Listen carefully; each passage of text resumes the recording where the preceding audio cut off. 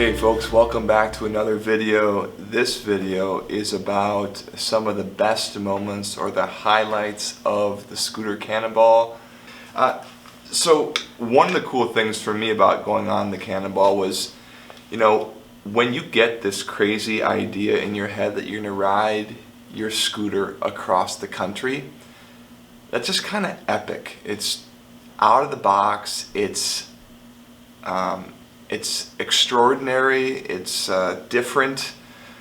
You are going on this saga, this journey, this voyage, you're going, you're taking the Ring of Power and going across the whole country. So you end up having a lot of your family and friends or coworkers following you on the live map that updates your location. So you got a lot of support behind you, and the support of family and friends is just really cool. And people are watching you, they're cheering for you, they're texting you, they see when you check into certain locations. That's just a really good feeling as you embark on this journey. So that was a positive for me. Another thing that's really cool is, it's you and this little bike that are traversing across the whole country, up mountains, down mountains, and valleys, and hills, and in the sunshine, and in the rain, and the thunder, and lightning, and in the early morning, and the hot afternoon, and the cool of the evening. You're like going through it all.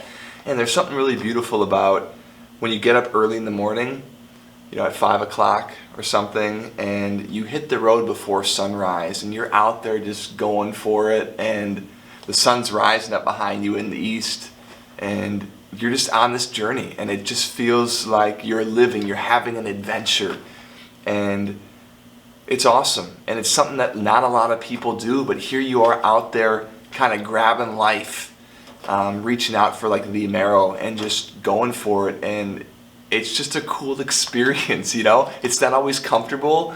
In fact, a lot of times it's not comfortable. It's a stretch, but you're out there reaching for something. And that's really cool that you're reaching for something. So that's my second point. Cool thing number 3. Sights. I'll drop some pictures. Getting to see things like the Mackinac Bridge or driving over the Mackinac Bridge on a scooter was awesome. Checking out Mount Rushmore, seeing it for the first time, really cool. Driving through the Badlands, again, on a scooter, like you're right out there in the elements, checking out all this stuff. Going through like some of these national parks or national forests, like the Wind Cave area, again, just beautiful, and seeing buffalo on the side of the road, or like little herds of them. An early morning once, I even saw a bear maybe 15-20 feet off the side of the road as I'm leaving, before sunrise. That's just kind of cool. Like, that's not an everyday occurrence. So some of the sights and animals were really awesome.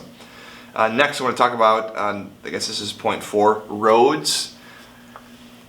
Western Wisconsin, when you hit the Driftless area where it's like there's these rolling hills, there's trees and valleys, you're out in the country, there's farmland, and you're up and down and twisting and turning.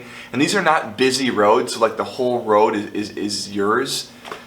It's just in like fresh air and sunshine and wind, and it's just beautiful, right? You're out there with your scooter just going up and down, boom, boom, boom, and I could do that for hours. It's just so fun. From Red Bluff, which is on the west coast out in California, shooting west, on that road, folks, that was one of the most awesome roads I've ever gone on. And there were so many turns in that road, I was getting nauseous. I think I was on that road for like 3 or 4 hours. I had to stop and like get up and walk around because I felt like I was going to be sick. There was so many hairpin turns, and then in the beginning I'm like going 45, like boom, boom, boom, boom. I mean, I was just, that was an awesome road. I swear I was on that road for 4+ hours, okay? I'll put a picture here of the road I'm actually talking about. And then finally, going near south of Rapid City, in like the Wind Cave area, man, going through these national parks with these expanses and these bluffs in the back, it was just stunning. It was just, I was like should I stop to take a picture here, or stop to take a picture here, or stop here? Like everything was like, I just want to hang out here for like days. And then you go to over another hill, oh my God, I just want to hang out here for days. Like the beauty of the land just would hit you, and you're like, oh my gosh, this is so pretty, right? And then when you're going through parts of like, you know, Arizona or New Mexico or whatever, you'd go down this valley and then you'd be going up through the, like another mountain pass thing. You're like, oh my gosh, this is just, I'm so small, this is so big, there's so much land here, this is just, it's just breathtaking, right? It's just breathtaking. I mean, the land speaks to you and it hits you, all right? So that's cool. And you experience it in a way that you don't when you're in a car. You're just like, oh my gosh, you're just so small. The United States is massive and beautiful. All right, I forget what number we're on. Next thing I want to talk about is people. I said this in an earlier video, but when you have the idea to do something crazy like, you know, tattoo your whole body, you know, purple, and, you know, wear a mohawk and, you know, tattoo your eyes green or something. When you find someone else that wants to do that exact thing, you're like, whoa, we need to talk, because what I do is unordinary and what you do is not ordinary. So how did you get to this? Because we need to talk about that. And what else do you do that I might like? Because we both like this really odd thing, so we probably have a lot of interests. So the people that do this thing on the Cannonball are like you, and you guys have some sort of like genetic trait or something that's similar. So something in you is like the same color. So you should talk to those people and hang out with those people, because those are awesome, good people that have got crazy, awesome, cool ideas like you do. Like you found a flock to fly with, and that's really awesome. So shout outs to people like, you know, Lou. I stayed with Lou for like 8 out of 10 nights in his room for free, okay? Who does that? Seth, oh my gosh, like the mechanic for the Cannonball.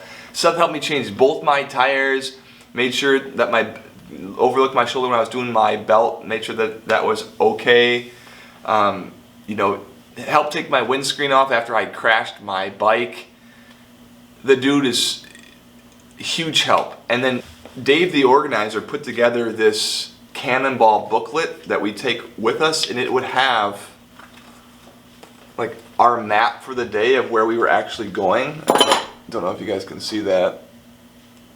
And it would have all of our checkpoints and stops that we'd have to go to. It'd have our elevation, and then it would have the actual points, colored maps, pictures, routes, elevations. I mean, this thing was so nice, and you know, all like the rules in the back and stuff. GPS coordinates. I mean, how cool is that? Like, this was really well done on like a nice paper and stuff. Yeah, so that's all I want to say about this. Those were my highlights of the Cannonball trip. And there's a lot more that I could say. I'll drop in some pictures here. But I hope that if you're thinking about this, I hope that you go for it.